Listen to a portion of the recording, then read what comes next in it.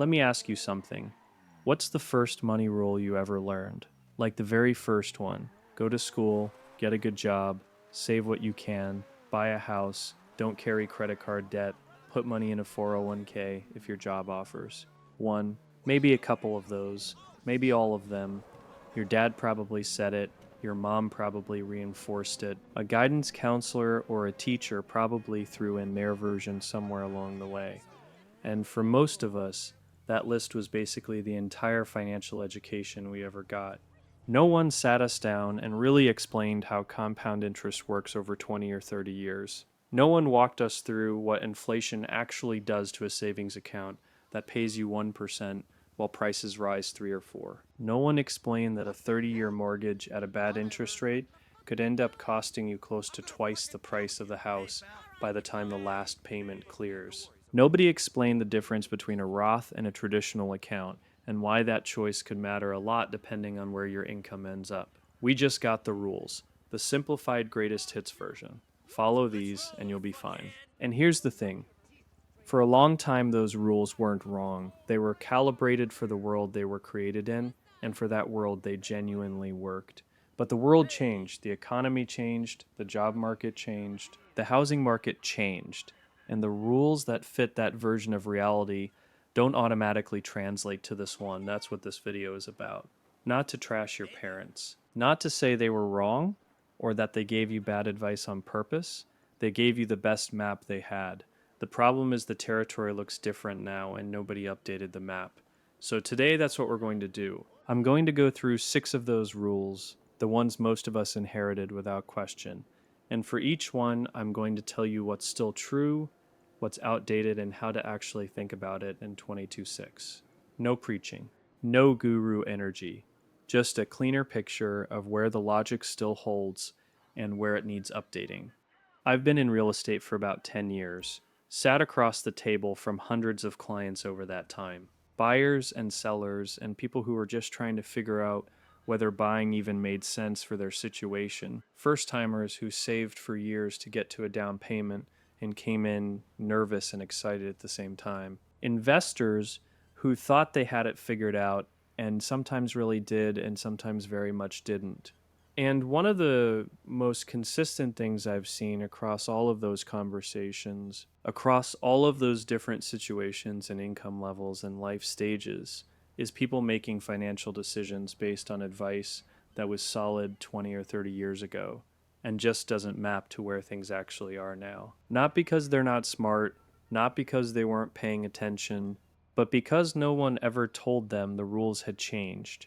They're running the old playbook in a fundamentally different game and then quietly wondering why they keep losing ground despite doing everything they were supposed to do. That pattern is what I want to name clearly today because I've seen it enough times now across enough different clients and situations that I think it's worth having an honest conversation about.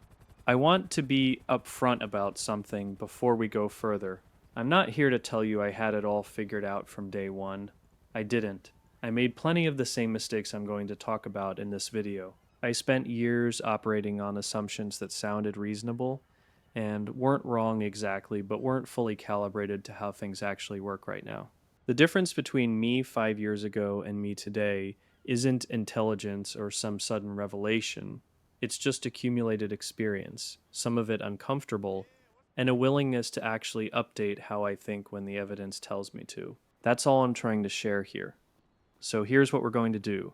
5 money rules most of us inherited.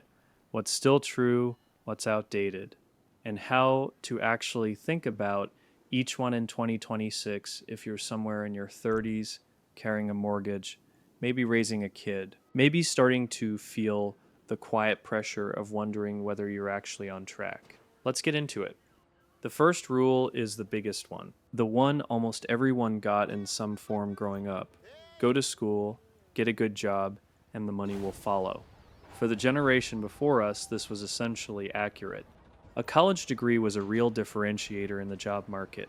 It opened doors that were otherwise genuinely closed, and the cost of getting that degree, while not free, was manageable enough that the return on investment made sense. You could graduate with some debt, land a decent entry-level position, pay down the loans over a few years, and move forward with your financial life mostly intact.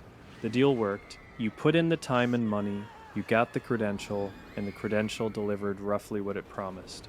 For that era, that was a reasonable trade. The problem is the math behind that trade is fundamentally shifted. Average student loan debt in the US is now somewhere around $37,000 to $40,000. For professional and graduate degrees, law, medicine, certain business programs, that number goes well past six figures. And wages for entry-level positions in a lot of fields have not kept pace with what those degrees now cost, not even in the same neighborhood. So what you end up with is an entire generation of people who did exactly what they were told, followed the rule as well as it could be followed, and came out the other side with a credential, a job paying somewhere in the $50,000 to $65,000 range, and debt that will follow them well into their mid to late 30s if they stay on a standard repayment schedule. No real savings in the early years, no meaningful investing, no financial cushion, just the degree and the monthly payment and the quiet confusion about why this was supposed to feel different than it does. And what that means practically is that the foundational phase of building wealth, the years when you should be starting to invest consistently and letting time and compounding do the heavy lifting, gets eaten up almost entirely by loan repayment. The rule ends up delaying the very thing it was supposed to enable.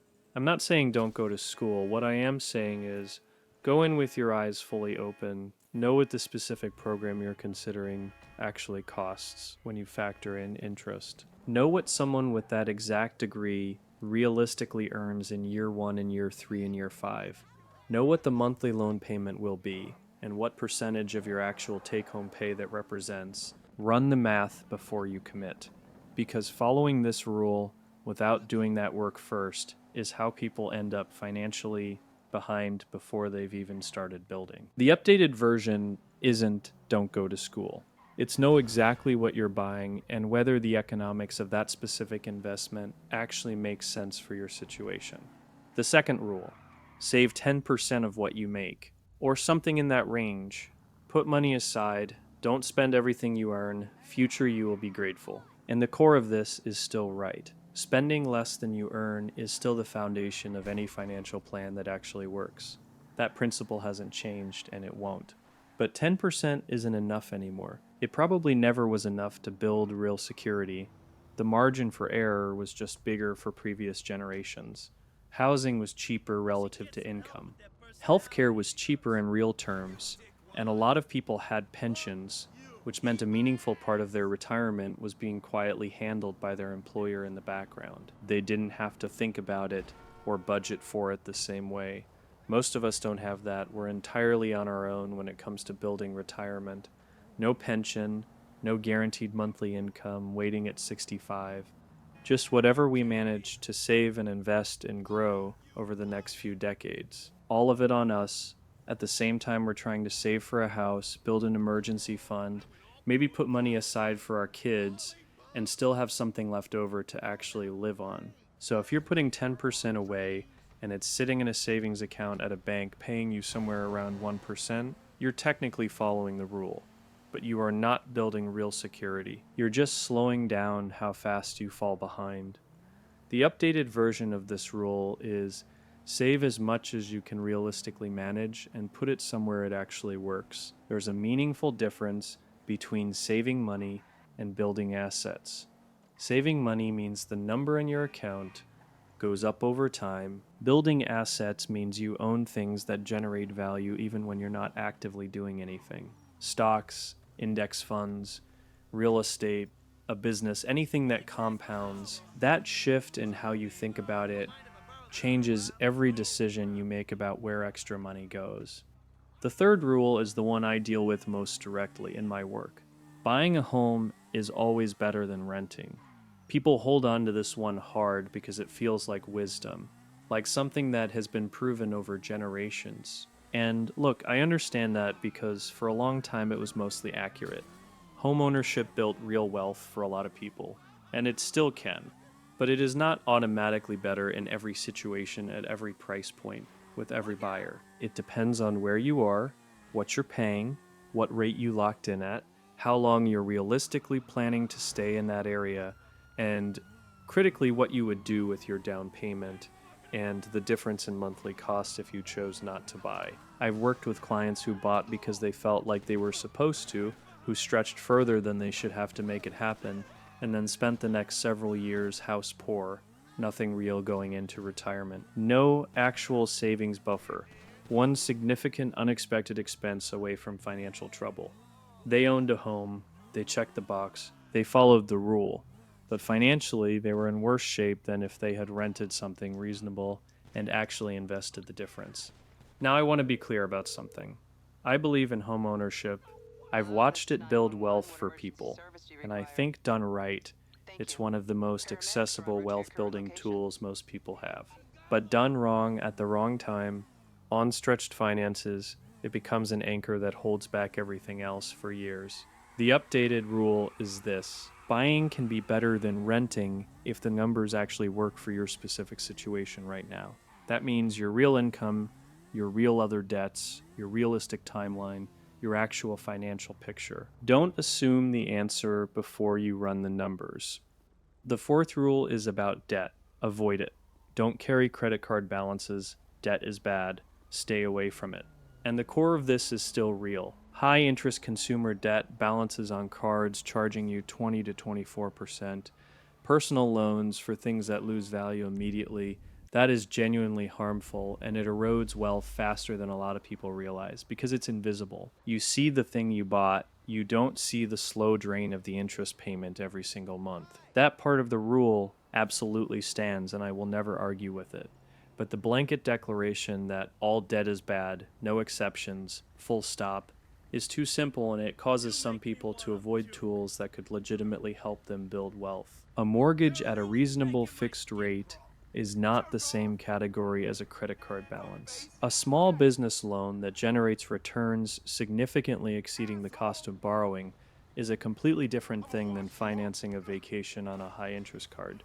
The framework I use is simple. Does this debt cost me more than it produces over any relevant time horizon? If yes, it's destructive and you should avoid it entirely or pay it off as fast as you can. If no, if the debt is enabling something that compounds at a rate that exceeds what you're paying in interest, that's worth evaluating differently. Updated rule. Understand the actual difference between debt that erodes your net worth and debt that builds it. Don't treat them as the same thing because the decisions you make about each should be completely different. The fifth rule. Work hard, be loyal, stay with a good company, and they'll take care of you. My dad said this to me when I was young. He meant it, and he believed it because it was true for his experience. His generation could count on a certain kind of institutional loyalty. You put in the years, you contributed, you stayed through the rough patches, and eventually there was a pension, some kind of security, a retirement party, and the sense that your commitment had been honored. That arrangement is largely gone as a default expectation. Not everywhere, not for every company, but as something you can build your entire career plan around. It isn't reliable anymore. Layoffs and restructuring and role eliminations happen at profitable, well-run, healthy companies all the time now. They're not crisis responses. They're standard operating decisions.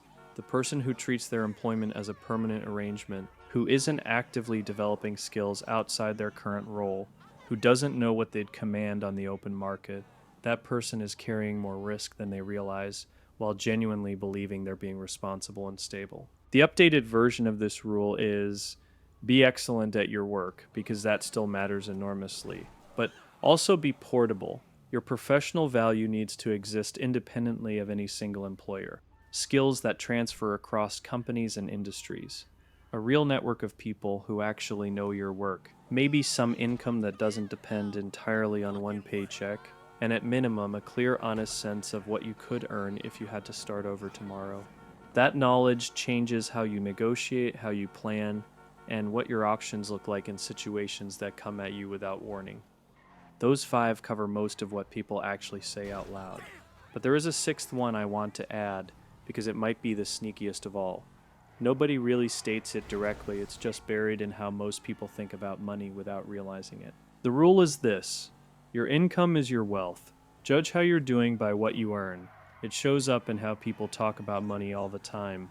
He's doing well, he makes six figures, she's set, she got a great salary out of school. And look, income matters, obviously it matters, but income and wealth are not the same thing, and treating them as if they are is one of the most expensive mental mistakes you can make. I've met people making $200,000 a year with almost no net worth because their spending scaled with their income every single time it went up. New car, bigger house, nicer vacations, all of it justified by the fact that they could technically afford it month to month. And I've met people making 60 or 70,000 a year who had quietly built meaningful net worth over a decade by living significantly below their income and putting the difference into assets. The second person is in a better position by almost every measure that matters for long-term financial security. But in a room full of people, the first person looks more successful. And that gap between looking financially solid and actually being financially solid is where a lot of people spend their entire adult lives without ever fully realizing it. The rule you actually want to follow isn't maximize income, it's build net worth. Track what you own minus what you owe. Track that number, make it go up over time. Income is the tool you use to build net worth. It's not the destination. The fastest way to feel financially secure is to have assets that aren't going anywhere regardless of what your paycheck does next month. That's actual real security, not the number on your offer letter and not how it looks from the outside. Now, let me tell you something personal, because I think it illustrates all of this better than any framework I could lay out. About 4 or 5 years into my real estate career, I sat down with a couple in their late 30s. Both had solid, steady jobs. Both had followed every rule they were given as carefully as anyone I'd worked with. They had been putting every extra dollar into paying their mortgage down faster because that's what you do with extra money when you've been taught that debt is bad. Almost nothing in retirement accounts, no other assets of any kind, just the house, their jobs, and the assumption that following the rules correctly meant things would work out the way they were supposed to. They came to me because they wanted to sell and buy something bigger. And when I actually sat down with them and went through the real numbers, it was one of the harder conversations I've had in this business. The house had gone up in value, yes, but so had everything else in the market they wanted to move into. The transaction costs were higher than they'd expected. They were looking at a new mortgage payment significantly larger than what they had now. And when we got into their overall financial picture, they had almost nothing invested for retirement, despite both being in their late 30s. They were both stressed in a way that I think they hadn't fully admitted out loud until we were sitting there talking about it. I remember one of them saying something like, "We thought we were being responsible." And the thing is, they were. They were being exactly as responsible as the rules they had taught themselves told them to be. They just had the wrong rules for the situation they were actually in. That conversation changed how I talk to clients about money, and honestly, it changed how I think about my own situation too. Rules alone are not enough. You need to understand the logic underneath the rules, and you need to be willing to update the logic when the world changes around you, because that is the actual point of everything I've said today. Your parents' rules weren't wrong for the world they were designed for. They were practical expressions of solid underlying logic. Spend less than you earn, build assets, manage risk, grow your income over time, don't let debt cost more than it produces, think long term, be patient. That logic is still correct. But the specific rules that used to express that logic for that era need to be updated to express it accurately for this one. The territory changed. The map has to follow. And if you are in your 30s right now, maybe with a mortgage and a kid, and the quiet nagging sense that you're running behind even though you've been doing most of the right things, hear this directly. You're not behind because you weren't trying hard enough. A lot of people in your position followed the rules they were given as well as they possibly could, and still ended up further behind than their parents were at the same age. That's not a personal failure, that's a structural shift in how the economy actually works, and nobody sat you down and explained it properly. Now you have a more accurate map. The question is whether you're going to use it. Start with whatever rule you've been following the longest, and ask yourself one honest question. Does this still make sense given where things actually are right now? Not where they were. not where they were when your dad figured out his finances, where they are today. That single shift in how you evaluate your own financial decisions, holding them against current reality instead of inherited assumptions, is worth more than any specific tip I could ever hand you. It changes what you decide from here forward, and decisions made with an accurate map compound very differently than decisions made with one that hasn't been updated in 30 years. The rules your parents gave you weren't wrong, they were built for a different game. Your job now is to figure out which ones still apply and which ones need to be rewritten for the world you're actually living in. Because you can't navigate well with a map that doesn't match the territory, and the sooner you update it, the better every decision after this one gets. I will see you in the next one.